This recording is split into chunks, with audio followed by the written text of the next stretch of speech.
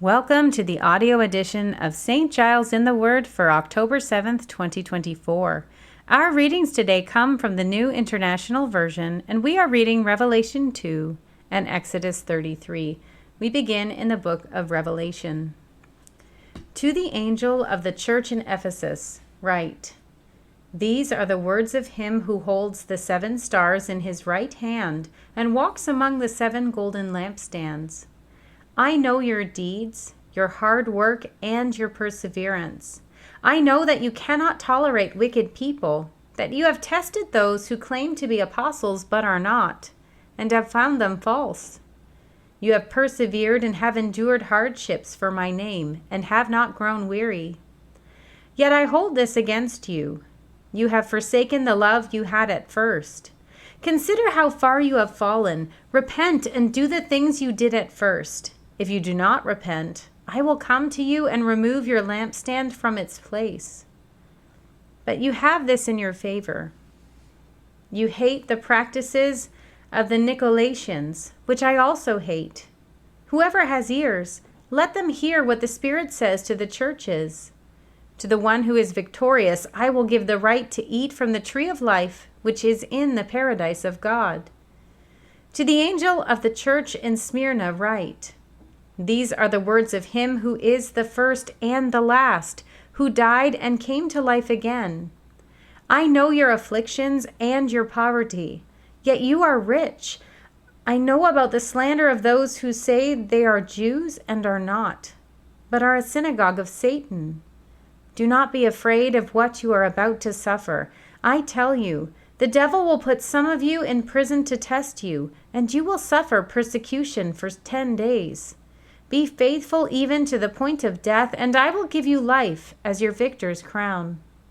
Whoever has ears, let them hear what the Spirit says to the churches. The one who is victorious will not be hurt at all by the second death. To the angel of the church in Pergamum, write, These are the words of him who has the sharp, double-edged sword. I know where you live, where Satan has his throne. Yet you remain true to my name. You did not renounce your faith in me, not even in the days of Antipas, my faithful witness, who was put to death in your city where Satan lives. Nevertheless, I have a few things against you. There are some among you who hold to the teaching of Balaam, who taught Balak to entice the Israelites to sin so that they ate food sacrificed to idols and committed sexual immorality.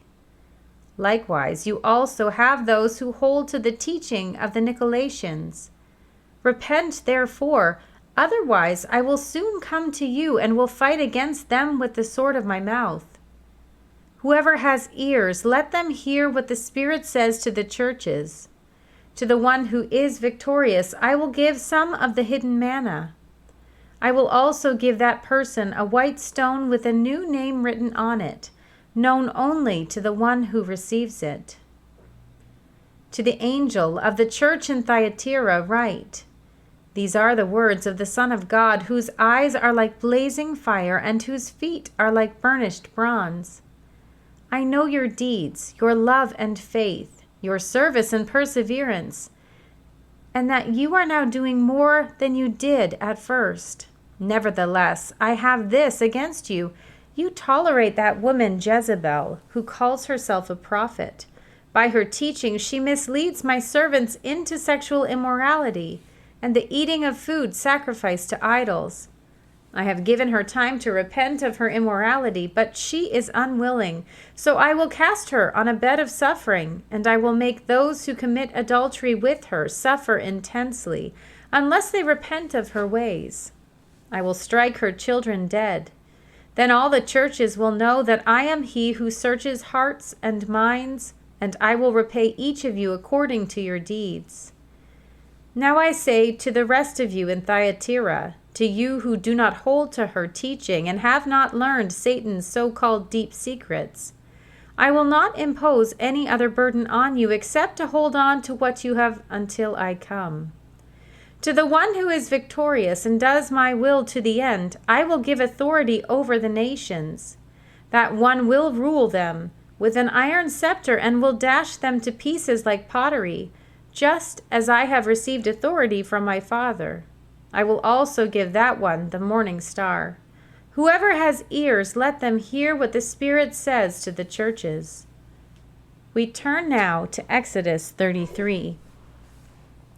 Then the Lord said to Moses, "Leave this place, you and the people you brought up out of Egypt, and go up to the land I promised on oath to Abraham, Isaac, and Jacob, saying, I will give it to your descendants. I will send an angel before you and drive out the Canaanites, Amorites, Hittites, Perizzites, Hivites, and Jebusites. Go up to the land flowing with milk and honey. But I will not go with you, because you are a stiff-necked people, and I might destroy you on the way." When the people heard these distressing words, they began to mourn, and no one put on any ornaments. For the Lord had said to Moses, "Tell the Israelites, you are a stiff-necked people. If I were to go with you even for a moment, I might destroy you. Now take off your ornaments, and I will decide what to do with you." So the Israelites stripped off their ornaments at Mount Horeb.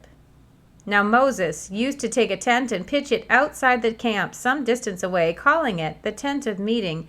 Anyone inquiring of the Lord would go to the tent of meeting outside the camp.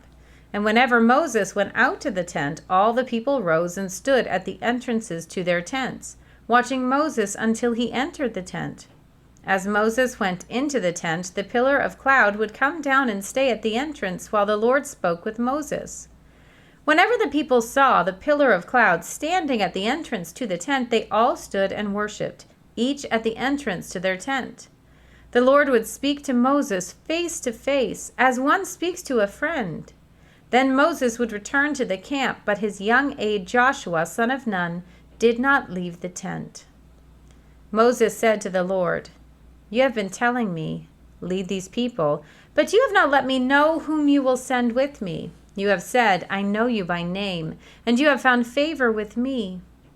If you are pleased with me, teach me your ways so I may know you and continue to find favor with you. Remember that this nation is your people." The Lord replied, "My presence will go with you, and I will give you rest." Then Moses said to him, "If your presence does not go with us, do not send us up from here. How will anyone know that you are pleased with me and with your people unless you go with us? What else will distinguish me and your people from all the other people on the face of the earth?"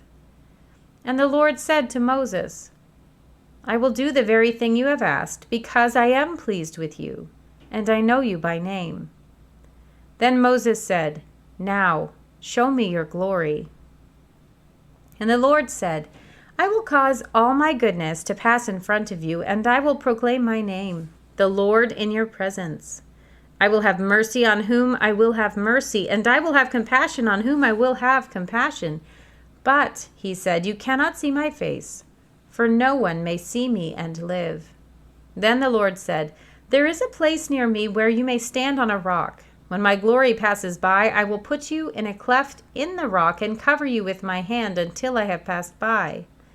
Then I will remove my hand, and you will see my back, but my face must not be seen." Here ends our reading for today.